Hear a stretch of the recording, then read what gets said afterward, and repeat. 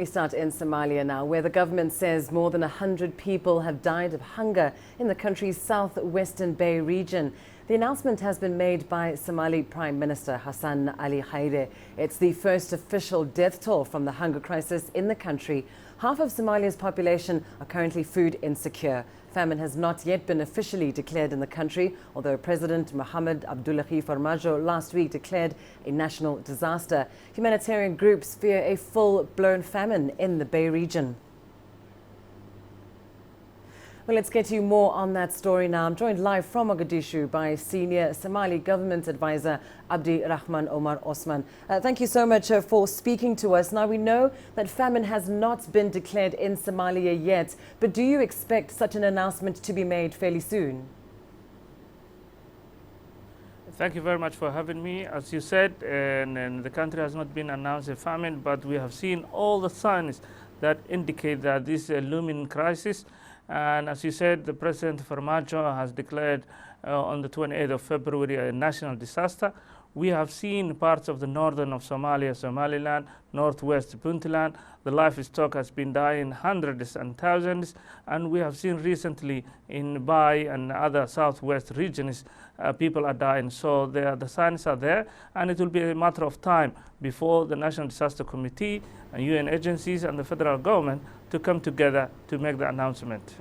And indeed, as you mentioned, we've seen a number of people die. We know, of course, that 100 people have died in the Bay region in just the past 48 hours. What is the government's response so far in terms of helping these vulnerable communities?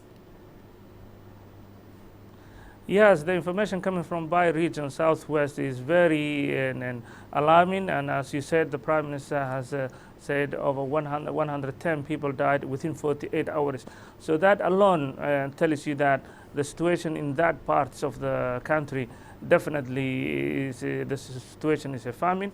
This is the worst in 60 years. And we have seen time and time, this is keep coming back to Somalia. We have seen 1992. We have seen 2011 and now 2017. So this is the worst situation, and we are doing everything we can. We have a national committee, but the situation is an international disaster that needs global solution, and the government alone cannot do it. And as you say, on that note, do you think that there has been a strong enough international response when it comes to assisting Somalia with this latest crisis? Essentially, what is needed right now? Right now, what is needed really an international effort that brings in the collective solution to solve this problem. And we have seen in 1992 how the international came together for the Restore Hope operation. And this is even worse than that. So it needs a bigger operation than that. And Somali government is calling for the business community, Somali citizens, and all international citizens and governments to come together. We have seen international partners who have announced their support, like the UK, who announced £100 million to support Somalia. But these are bureaucratic systems taking longer than expected, and now we cannot wait. So this is where I think the international community need to come together to support the new government and the Somali people. Also, we have a problem in our country where there are blockages from Al-Shabaab that are blocking for aid to go through. So we need the international forces and international governments and business communities to come together to find a way that we can give food to those people who are dying. In 21st century, people are dying for hunger and lack of water.